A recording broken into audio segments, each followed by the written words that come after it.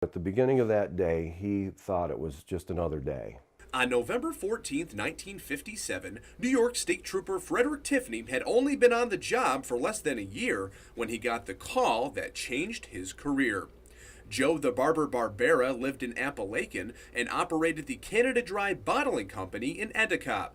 But he was better known as a Mafia member heading the Bufalino family. While at the Vestal Motel responding to a complaint of a bad check, State Police Sergeant Edgar Crosswell overheard Barbera's son Joe Jr. talking about a convention at his father's home. He followed Barbera back to Apalachin, where Trooper Tiffany was instructed to start writing down license plate numbers. Some of the mobsters noticed and took off. The wise guys went crazy and started running. You know, there was going to be no arrests made. They were just there, and like I said, writing down license plate numbers, and these guys ran into the woods, ran down the road. At around 3:30, Trooper Tiffany ran after three men who were later identified as Luis Santos of Cuba, Carmine Lubardozzi of Brooklyn, and Michele Miranda. Trooper Tiffany was chasing after them through the woods and was told to yell at the mobsters to warn them. But that didn't stop the wise guys. Guys were running towards the woods.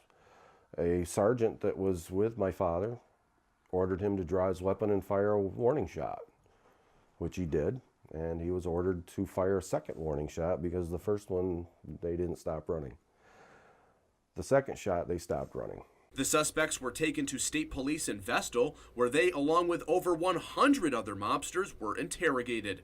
Although they were not charged, people have rumored that the wise guys were treated like royalty while in custody. The gangsters were all rounded up and taken to the Tioga County Jail, the old jail down in the village, and they were ordering catered meals, steak, lobster, you name it.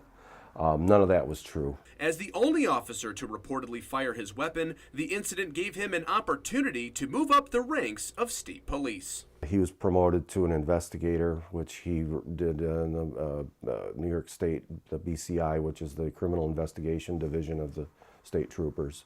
And the last 18 years of his career, that's what he did. He was a BCI investigator. He said at times if it wasn't for Apalachin, he probably might not have been an investigator. Jeff gave me a copy of the original police report that his father had generated that day that discusses the shots fired, as well as some interesting interactions between him and the suspects. While he was driving them to State Police in Vestal for fingerprinting, one of the suspects asked Trooper Tiffany if the area was good for hunting. Jeff and I sat down and examined the documents and written accounts from the late trooper who passed away in 2012. Tiffany says his father never went out of his way to talk about the bust. He was just an officer following orders. I think he felt satisfied that they were there and they were doing their job, and they did their job, and they did apprehend these guys and question them and get names and a lot of intel, so to say.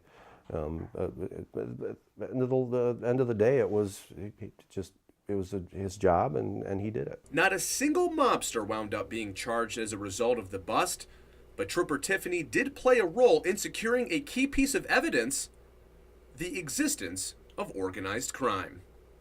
In Apalachin, Mike Tanzini, News Channel 34.